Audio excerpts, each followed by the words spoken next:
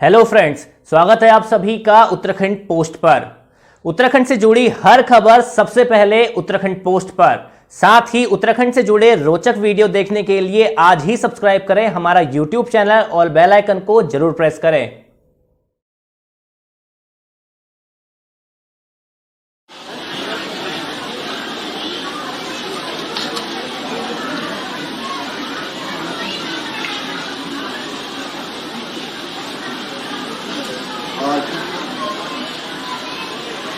All party का नई शिक्षा नीति के उत्तराखंड में लागू होने के अवसर पर और प्राथमिक शिक्षा निदेशालय भवन का लोकार्पण एवं SCERT भवन का शिलान्यास, इसके शुभ अवसर पर अभी आप जिनको सुन रहे थे, जो लगातार पिछले 5 वर्षों से भी अधिक समय से लगातार उच्च शिक्षा के क्षेत्र में, शिक्षा के क्षेत्र में शिक्षा को बढ़ाने के लिए निरंतरता से काम करने वाले और नए नए नवाचार करने में,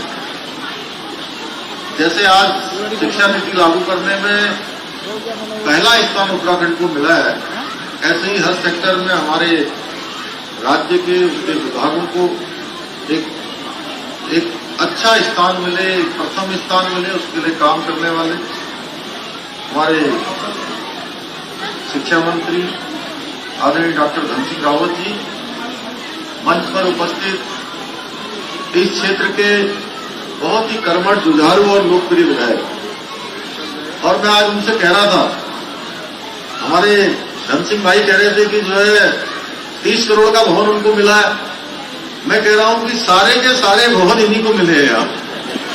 पूरे प्रदेश के। कितने भवन है यहाँ पर, स्पोर्ट्स कॉलेज से लेकर शिक्षा का डायरेक्टरेट से लेकर निदेशालय से लेकर SCERT तक, स्वास्थ्य महानिदेशक, अनेक।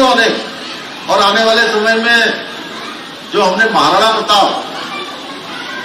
विश्वविद्यालय स्पोर्ट्स के क्षेत्र में बनाने का निर्णय लिया है, वह विश्वविद्यालय भी आप ही के क्षेत्र में बनेगा। आदरणीय उमेश शर्मा काऊ जी, हमारे महानिदेशक शिक्षा श्री बंशीधर तिवारी जी, हमारी अपर सचिव और श्री सुश्री दीप्ति सिंह जी, और यहां पर उपस्थित शिक्षा विभाग के सभी हमारे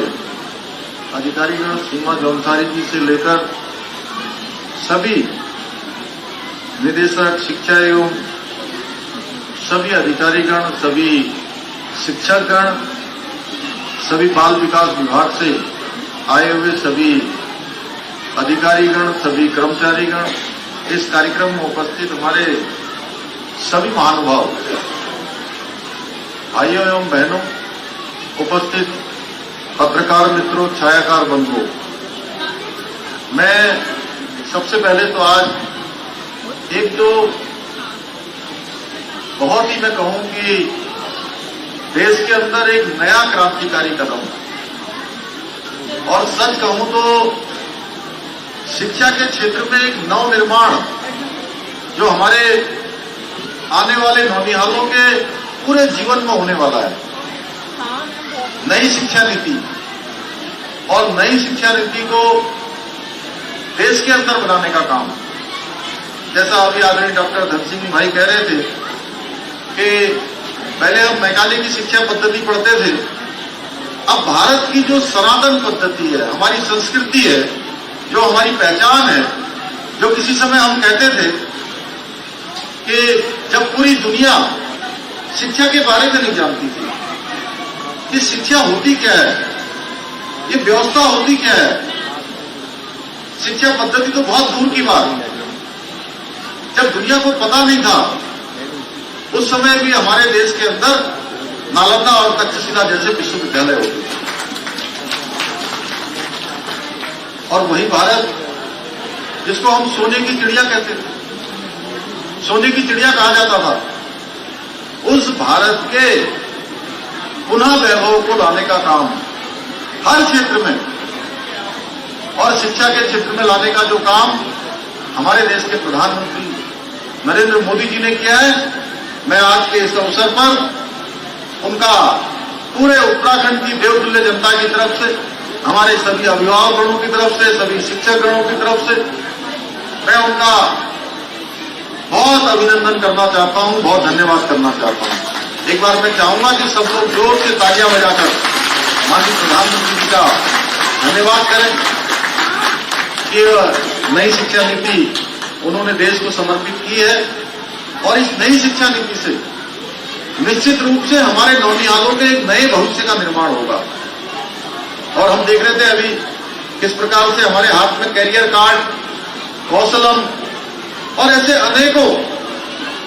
जो नए उपक्रम में नीचे हमने बच्चों के बीच में गए, जहां बाल वाटिका का शुभारंभ किया, वहां पर देखा हमने कि किस तरीके से बच्चों के लिए कितने प्रकार के खिलौने, कितने प्रकार के उनके खेलने के और सामान वहां पर हैं। वो निश्चित रूप से इस बात की ओर हमारा निश्चित रूप से एक ध्यान भी जाता है, हम एक दिशा की ओर भी जाते हैं कि आने वाले समय में हमारे सारे बच्चे जो इन बाल वाटिकाओं से निकलेंगे, इन आंगनबाड़ियों से निकलेंगे,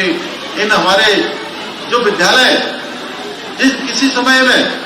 जब हमारे प्राइवेट स्कूल नहीं होते थे, और आज तो मैं देखता हूं कि प्राइवेट स्कूल बहुत हैं, लेकिन जब हम लोग पढ़ते थे उस समय तक केवल सरकारी विद्यालय होते थे। और आप में से भी बहुत सारे लोगों ने टाट पर बैठकर या कट्टे के किसी उसमें जो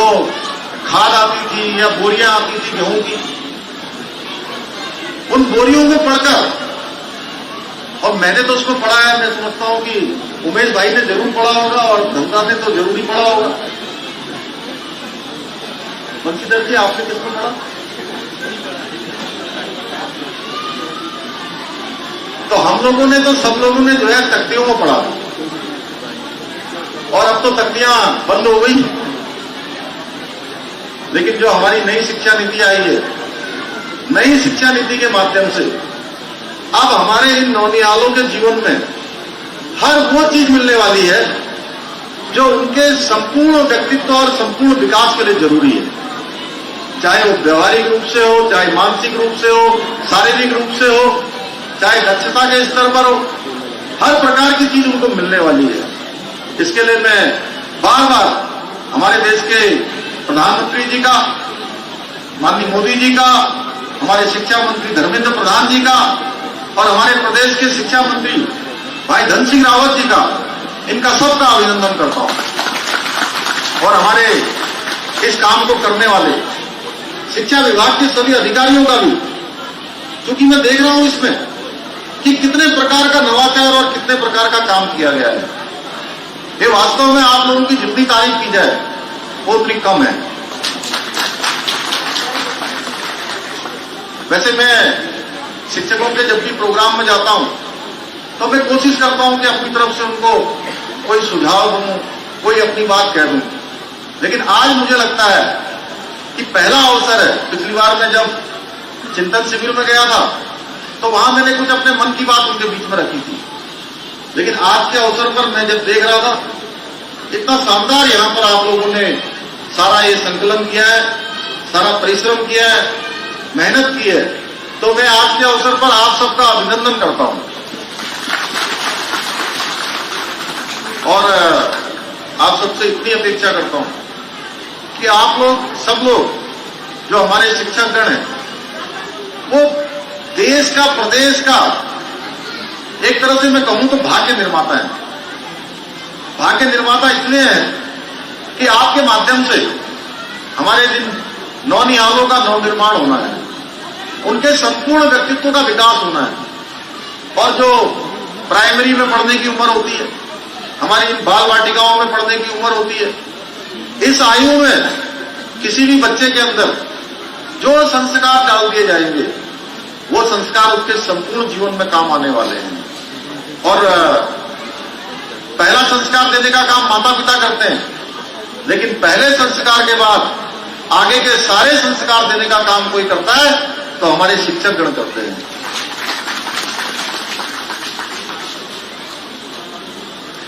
आज जहां शिक्षा निदेशालय भवन का लोकार्पण हुआ है, वहीं SCERT भवन का शिलान्यास हुआ है और निश्चित रूप से बहुत बड़ा भवन यहां पर SCERT का बनेगा। उमेश भाई,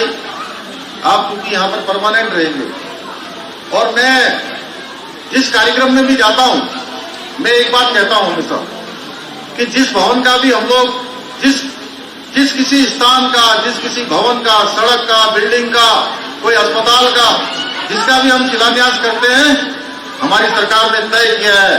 कि हम उसका लोकार्पण भी करेंगे। केवल शिलान्यास नहीं करेंगे,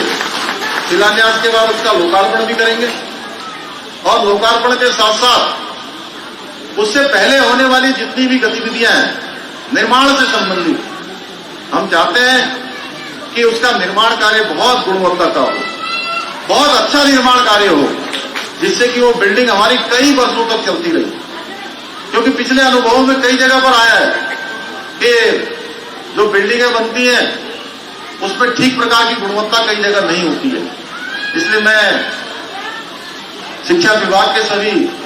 अधिकारी गणों से भी अनुरोध करूंगा और कार्यदायी संस्था से भी कहूंगा कि थोड़ा DPR अगर बढ़ाना हो तो उस DPR को बढ़ा दें। माननीय मंत्री जी उसकी परमिशन दे देंगे आपको, लेकिन उसमें कमी किसी चीज की नहीं होनी चाहिए। वो इतना अच्छा भवन बनना चाहिए कि जो वर्षों वर्षों तक जो है टिकाऊ हो, सुंदर हो, भव्य और दिव्य इमारत उसकी निर्माण होनी चाहिए।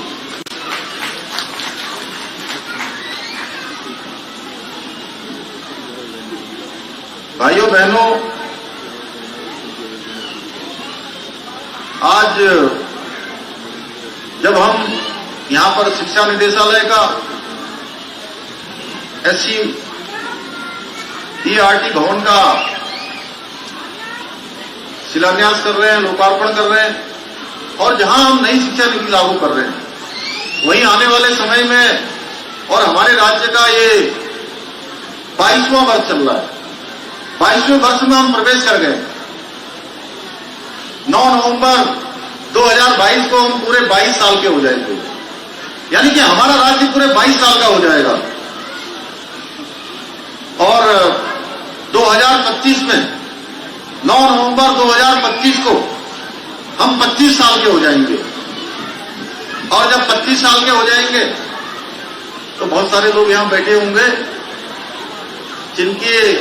विवाह के जब 25 साल पूरे हो जाते हैं। चंद्रशेखर भाई 25 साल के हो जाते हैं, मेरे ख्याल से हमारे उमेश शर्मा जी काऊ भाई ने 25वां साल बना लिया होगा। सिल्वर जुबली हो गई कि नहीं हुई आपकी? शादी की वर्षगांठ की सिल्वर जुबली हो गई कि नहीं हुई? 25 साल से ज्यादा हो गए होंगे अब। हाँ, तो और भी बहुत सारे लोग होंगे इसमें। 25 साल के जब होते हैं तो हम बोलते हैं उसको सिल्वर जुबली है और हिंदी में कहते हैं रजत जयंती वर्ष। तो हमने तय किया है कि हम जो हमारा संकल्प है, विकल्प रहित संकल्प के आधार पर प्रदेश को आगे बढ़ाएंगे और जब हमारा राज्य 25 साल का होगा उस साल हम अपने अपने डिपार्टमेंट से, जो भी हमारा डिपार्टमेंट है, जैसे शिक्षा विभाग है, यहां पर बाल विकास विभाग है, हमारा कौशल विकास विभाग है, अनेकों अनेकों विभाग। अभी 2 दिन पहले मैं मत्स्य विभाग के कार्यक्रम में गया था, जहां बहुत तेजी से मछली पालन का काम शुरू हुआ है। पहाड़ों में भी दूर दूर, टेहरी में, उत्तरकाशी में, बागेश्वर में, ऐसे अनेकों स्थानों पर मछली पालन के क्षेत्र में अभिनव प्रयोग किए जा रहे हैं, अभिनव काम किए जा रहे हैं। तो मैंने उनसे अपेक्षा करी है कि 2025 तक हम अपने डिपार्टमेंट का कोई एक ऐसा 2 ऐसे काम करें कि वो केवल हमारे उत्तराखंड के अंदर तो जाने ही जाएं, उत्तराखंड की जनता के लिए तो लाभकारी हो ही हो, जन कल्याणकारी हो, उसके साथ साथ पूरे देश के अंदर लोग कहें कि उत्तराखंड के अंदर उस विभाग में ये कार्यक्रम चलाया जा रहा है। जैसे आज हम बहुत सारे प्रदेशों का उदाहरण लेते हैं। अभी मैं एक बड़ी बैठक से आया, तो उस बड़ी बैठक में भी हमने चर्चा करी लगातार कि कैसे हम कृषि के क्षेत्र में काम कर सकते हैं, कैसे आज डिजिटल क्षेत्र में काम कर सकते हैं, कैसे हम जैविक खेती के रूप में काम कर सकते हैं, कैसे फलों के और बागवानी के क्षेत्र में काम कर सकते हैं। उसी प्रकार से जब नई शिक्षा नीति लागू हो गई है और 2030 तक का हमारा लक्ष्य है कि 2030 तक हम इस शिक्षा नीति को पूरी तरह से उत्तराखंड के अंदर लागू कर देंगे और आदरणीय धन सिंह रावत जी के नेतृत्व में हमारा शिक्षा विभाग तेजी से काम करेगा, जन जन का विभाग होकर काम करेगा, एक एक बच्चे के नवनिर्माण का काम करेगा, उनके व्यक्तित्व का विकास करेगा, सभी बच्चों के जीवन में एक सुधार लाने का काम, एक ऐसा संस्कार देने का काम कि जो केवल कुछ दिनों के लिए नहीं बल्कि उनके संपूर्ण जीवन भर के लिए काम आने वाला काम करेगा। तो उस दिशा में हम कौन सा एक ऐसा काम करेंगे, कौन से हम ऐसे दो काम करेंगे कि जिससे हमारा 2025 में शिक्षा के नाते भी ये जाना जाए। इस दिशा में हमारे शिक्षा विभाग के महान जो विद्वान लोग हैं निश्चित रूप से चिंता करेंगे। बंशीधर जी, उनकी पूरी टीम यहां पर निश्चित रूप से इस दिशा में काम करेगी। आज जहां निजी स्कूलों की तरह ही हमारे सरकारी स्कूलों में भी प्री स्कूल की व्यवस्था हो रही है और आज हमारे उत्तराखंड के छोटे छोटे नौनिहालों के लिए ऐतिहासिक योजना childhood care and education ECC का भी हम लोग शुभारंभ करने जा रहे हैं। अभी जो early childhood care and education एवं नर्सरी के अध्ययनरत बच्चों के साथ जो मुलाकात हुई और मुझे ऐसा प्रतीत हुआ कि निश्चित रूप से नई शिक्षा पद्धति उनके संपूर्ण जीवन को बदलने वाली है, संपूर्ण जीवन के लिए उनके लिए एक आधारशिला और एक मजबूत फाउंडेशन का काम करने वाली है। आज मैं आप सबको बहुत बधाई देता हूं, बहुत शुभकामनाएं देता हूं कि माननीय प्रधानमंत्री जी द्वारा नई जो राष्ट्रीय शिक्षा नीति लाई गई है उस पर हम लोगों का भी यह दायित्व है। दायित्व और भाव दोनों रखना होगा, उतना ही लगाव भी रखना होगा, उतना ही इसको आत्मसात भी करना होगा, क्योंकि आज प्रधानमंत्री जी के नेतृत्व में जहां एक भारत श्रेष्ठ भारत की कल्पना की गई है और उस दिशा में आज भारत आगे बढ़ रहा है। ज्ञान में कौशलम ये किताब मेरे हाथ में आई तो मुझे ध्यान आया कि 2014 में जब देश के प्रधानमंत्री के रूप में माननीय मोदी जी ने काम करना प्रारंभ किया तो पहली बार देश के अंदर ये विभाग बनाया गया, स्किल डेवलपमेंट का विभाग। और ये इसके पीछे हेतु यह था कि आज हम इसको नई शिक्षा नीति में सम्मिलित कर रहे हैं। हमारे नए बच्चों को नवाचार से सिखाने का काम करेंगे, उनको बौद्धिक रूप से, मानसिक रूप से, प्रबंधन के क्षेत्र में, अनेकों क्षेत्रों में उनको अंदर से भी मजबूती मिलेगी, बाहर से भी मजबूती मिलेगी। और इसके पीछे हेतु था कि ऐसे बहुत सारे नौजवान जो जिनके अंदर योग्यता है, प्रतिभा है, क्षमता है, वो आगे बढ़ना चाहते हैं लेकिन उनके पास संसाधन नहीं है, साधन नहीं है, तो कैसे आगे आएंगे? उनके लिए ये स्किल डेवलपमेंट का ये विभाग चलाकर उनको हर प्रकार से प्रशिक्षण देने का काम किया गया है। आज चाहे मेक इन इंडिया कार्यक्रम हो, स्टार्टअप इंडिया कार्यक्रम हो, स्किल इंडिया कार्यक्रम हो, ऐसे अनेकों कार्यक्रम आज देश के अंदर चल रहे हैं। भाइयों बहनों, इसके पीछे एक ही उद्देश्य है कि आत्मनिर्भर भारत बने, एक भारत श्रेष्ठ भारत बने। जहां आज इस कार्यक्रम का यहां पर शुभारंभ हुआ है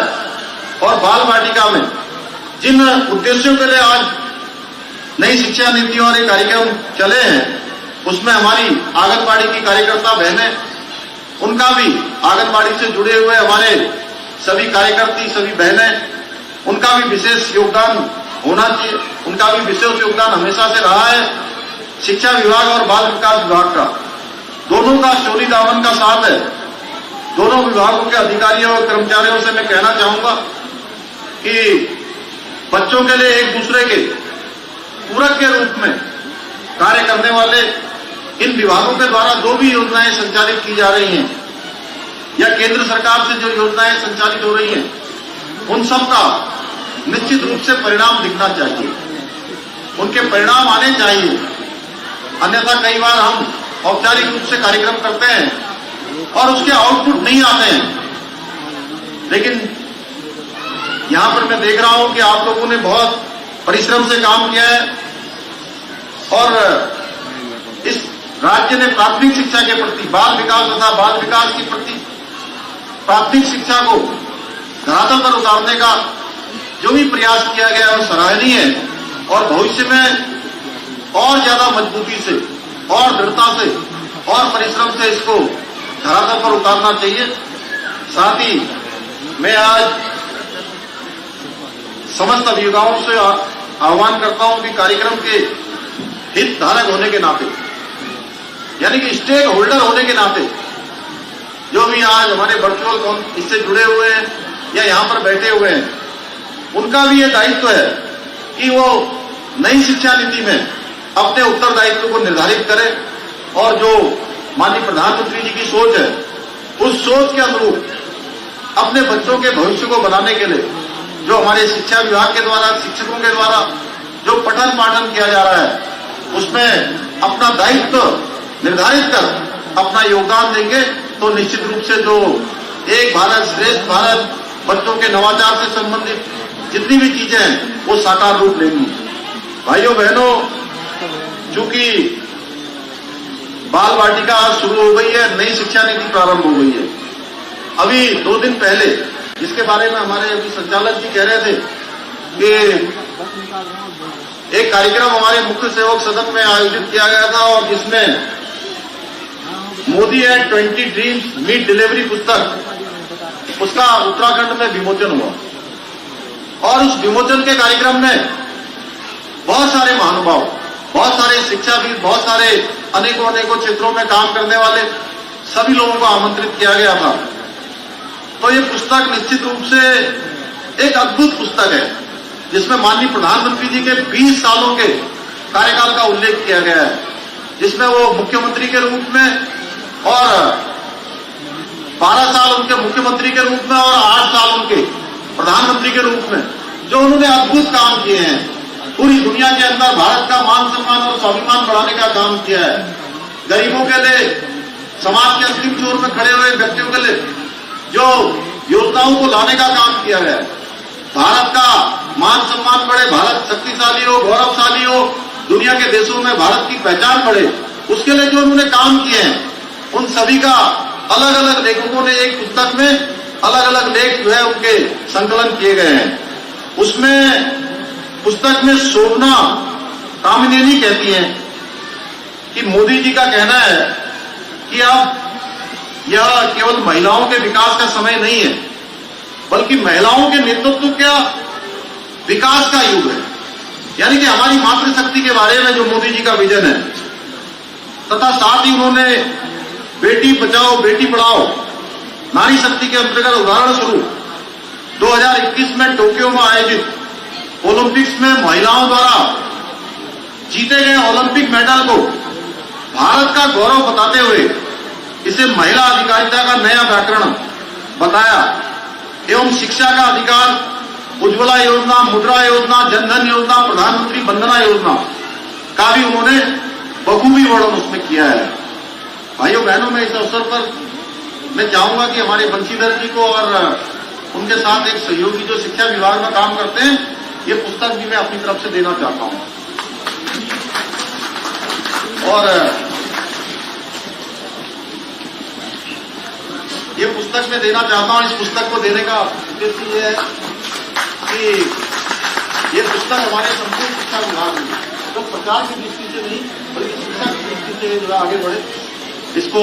हमारे बच्चों तक जाए, उनके अभिभावकों तक जाए। तो आज के कार्यक्रम में एक हमारी शिक्षा निदेशक आइए अजीत जी आपको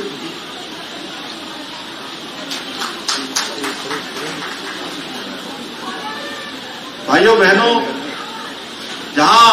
आज मोदी जी के नेतृत्व में देश आगे बढ़ रहा है, वहीं प्रदेश के अंदर भी आप सब लोगों ने जो इस बार एक ऐतिहासिक काम किया है, उत्तराखंड की देवतुल्य जनता ने एक मिथक तोड़ने का काम किया है। और पहले क्या होता था कि हर बार चुनाव होते थे और चुनाव में एक बार इस पार्टी की सरकार बन जाती थी, दूसरी बार चुनाव होता तो दूसरी पार्टी की सरकार बन जाती। पिछले 4 चुनावों में लगातार यही होता रहा।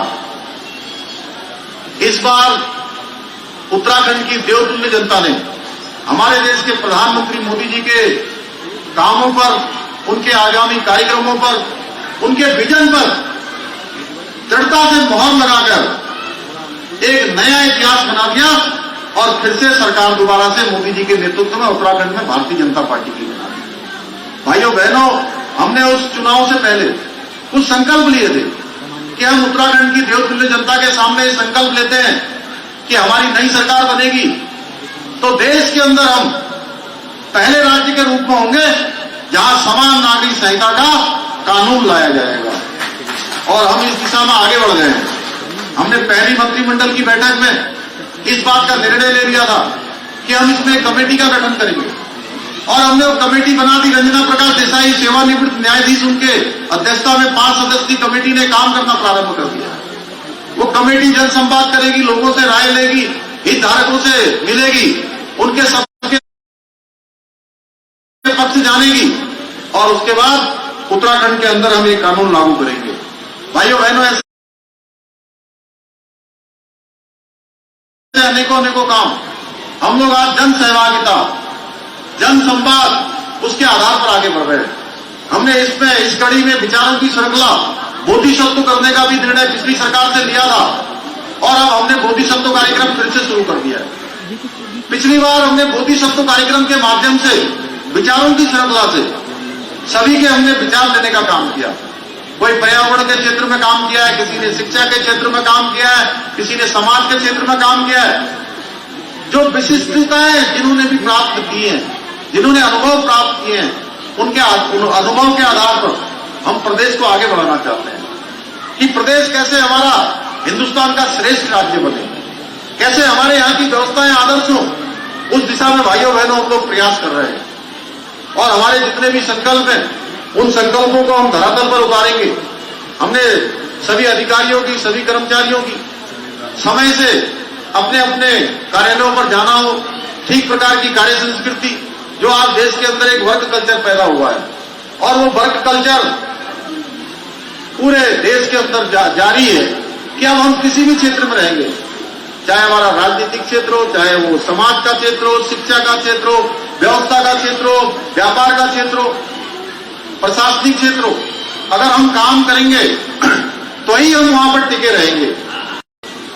किंतु उत्तराखंड के नौजवानों को व्यावसायिक शिक्षा नहीं मिल पाने के कारण से वे उपलब्ध संसाधनों से पर्याप्त रोजगार प्राप्त नहीं कर पाते थे और एनईपी 2020 के अंतर्गत व्यावसायिक शिक्षा प्रारंभ होने के फलस्वरूप पर्यटन, मत्स्य, फल उत्पादन, जड़ी बूटी उत्पादन, बागवानी, चाय की खेती, स्थानीय शिल्प आदि क्षेत्रों में व्यावसायिक प्रशिक्षण प्रारंभ किए जाने से उत्तराखंड के युवाओं में उद्यमशीलता के गुण विकसित होंगे तथा वो विभिन्न क्षेत्रों में दक्ष होकर रोजगार को प्राप्त करेंगे। उत्तराखंड धार्मिक व ऐतिहासिक दृष्टि से भी वैदिक काल से ही समृद्ध परंपरा का वाहक संभाल रहा है। राष्ट्रीय शिक्षा नीति 2020 के अंतर्गत भारतीय ज्ञान परंपरा के समृद्ध संबोधों को राष्ट्रीय शिक्षा क्रम में सम्मिलित करने से उत्तराखंड राज्य की समृद्ध विरासत यथा कंठ आश्रम, व्यास गुफा, लाखा मंडल, कालिदास की जन्मस्थली, गोइठा, काली मठ, पाताल भुवनेश्वर, जागेश्वर धाम, देवी दुर्गा का पाषाण युद्ध, भगवाल आदि को वैश्विक पहचान पुनः प्राप्त हो पाएगी। ऐसे अनेकों जो नई शिक्षा नीति से हम सबको लाभ होने वाला है। तो मैं आज के अवसर पर बहुत ज्यादा न कहते हुए हमारे यहाँ के लोकप्रिय विधायक आदरणीय उमेश शर्मा काऊ जी ने कहा है कि यहाँ की आंगनबाड़ी केंद्र जिनका भवन जीर्ण शीर्ण हो गया है, 5 आंगनबाड़ियां ऐसी हैं, उनकी मरम्मत की जाएगी जिससे कि हमारे बच्चों को वहां पर बैठने के लिए अच्छा स्थान मिल पाएगा, एक सुविधाजनक स्थान मिल पाएगा, आरामदायक स्थान मिल पाएगा। मैं इसकी घोषणा करते हुए अब अपनी वाणी को विराम देता हूं और डायरेक्टर बेसिक रह गई हैं, मैं उनको भी कहता हूं कि वो आए और उनको माध्यमिक। उत्तराखंड से जुड़ी ऐसे ही रोचक वीडियो और खबरें सबसे पहले पाने के लिए आज ही सब्सक्राइब करें हमारा YouTube चैनल और बेल आइकन को जरूर प्रेस करें। वीडियो को लाइक करें और शेयर करना ना भूलें।